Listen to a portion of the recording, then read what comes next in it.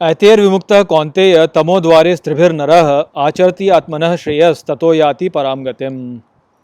नमस्कार मित्रों, ये जो श्लोक है भगवद गीता के 16वें अध्याय का 22वां श्लोक है, जिसे हम आज अच्छे से समझेंगे। तो आइए सबसे पहले इसके अर्थ को समझते हैं। तो जो श्लोक है वो कहता है, ऐतेर्विमुक्तः कौन्तेय, अर्थात इनसे मुक्त हे कौन्तेय, तमोद्वारे स्त्रिभिर्नरः, अर्थात तमो गुण के 3 द्वारों से नर आचरति आत्मनः श्रेयस, अर्थात आचरण करता है स्वयं के लिए श्रेष्ठ, ततो याति पराम गतिम, अर्थात इस प्रकार पाता है परम गति को।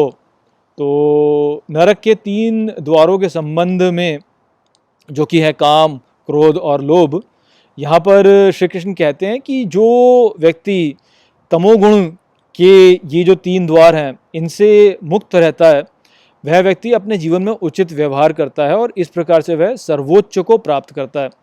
तो हमने पिछले श्लोक में समझा था कि नरक के 3 द्वार हैं, जो कि हैं काम, क्रोध और लोभ। और हमने वहाँ पे ये भी समझा था कि जो व्यक्ति इनमें फंस जाता है वह अनुचित व्यवहार करता है, क्योंकि ये जो हैं ये व्यक्ति क्या मति भ्रम कर देते हैं, व्यक्ति में उसकी बुद्धि को जो है वह आच्छादित कर देते हैं। और इस कारण से आच्छादित बुद्धि से प्रेरित होकर जब व्यक्ति कर्म करता है तो निकृष्ट कर्म कर बैठता है, और क्योंकि वह निकृष्ट कर्म होता है तो उसके परिणाम भी फिर निकृष्ट होता है, और इस कारण से व्यक्ति जो होता है वह नरक में फंस जाता है। तो जब व्यक्ति प्रयास से और अभ्यास से इन तीनों को ही त्याग पाता है, काम, क्रोध और लोभ को, तब वास्तव में व्यक्ति जो है वह अपने मन को ऐसे शुद्ध कर पाता है कि उसकी बुद्धि जो है वह इतनी पवित्र हो पाती है कि वह समझ पाए कि क्या उचित है क्या अनुचित। वही ऐसा व्यक्ति होता है जो कि संसार में अपनी स्थिति को समझ पाता है कि स्थिति क्या है, क्या वास्तव में ठीक है और क्या ठीक नहीं है।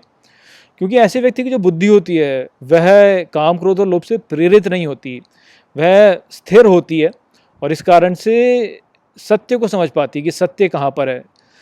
तो जो व्यक्ति इन तीनों को त्याग देगा वह ही ऐसा व्यक्ति होगा जो कि श्रेष्ठ कर्म कर पाएगा। क्यों? क्योंकि उसकी बुद्धि आच्छादित नहीं है, उसकी बुद्धि जो है वह सत्य में स्थिर है, और क्योंकि वह सत्य में स्थिर है तो इस कारण से जो उसका काम होगा वह भी उत्कृष्ट होगा। क्योंकि जो हमारा मूल स्वभाव है वह तो श्रेष्ठ ही है।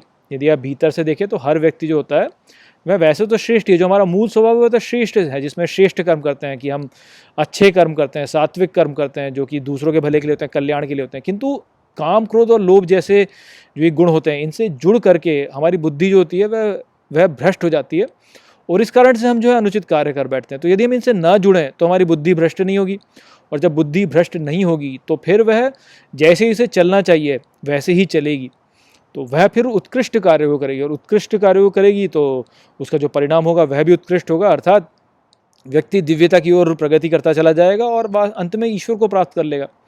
तो इसी बात को श्री कृष्ण यहाँ पे कह रहे हैं कि जो इनसे मुक्त होता है, जो कि काम, क्रोध और लोभ से मुक्त होकर के अपने कर्मों को करता है, वह जो है उसका आचरण स्वतः ही उचित हो जाता है, वह स्वयं के लिए स्वतः ही उचित आचरण कर रहा होता है, और इस प्रकार से वह परम गति को प्राप्त करता है। तो हमें वास्तव में कुछ सीखना नहीं है, वास्तव में हमें केवल भूलना है जो हमने ज्ञान जान लिया है। हमारा जो मूल स्वरूप है, जो हमारा मूल, जो हमारी प्रकृति है, प्रवृत्ति है, वो स्वयं ही सात्विक है, वो अच्छी है। किंतु हमने जीवन में रह रहकर जो है ये कबाड़ा जो है ये अपने साथ में जोड़ लिया है, और इस कबाड़े के साथ में जुड़ करके हमने अपनी स्थिति को बिगाड़ लिया है। तो यदि हम इसको भूल जाएं, इनसे मुक्त हो जाएं, तो हम स्वतः ही अपने मूल स्वरूप को प्राप्त कर लेंगे, जो कि अपने आप में ही अच्छा है। तो केवल हमें जो करना है वह त्यागना है, इनको काम, क्रोध और लोभ को त्यागना है। यदि हम त्याग देंगे तो स्वतः ही हम ठीक हो जाएंगे। ये यहाँ पे श्री कृष्ण कर रहे हैं। तो आशा करता हूँ कि मैंने इस श्लोक को आपको अच्छे से समझा दिया होगा। चलिए इसी के साथ इस वीडियो को यहीं पे समाप्त करते हैं। नमस्ते।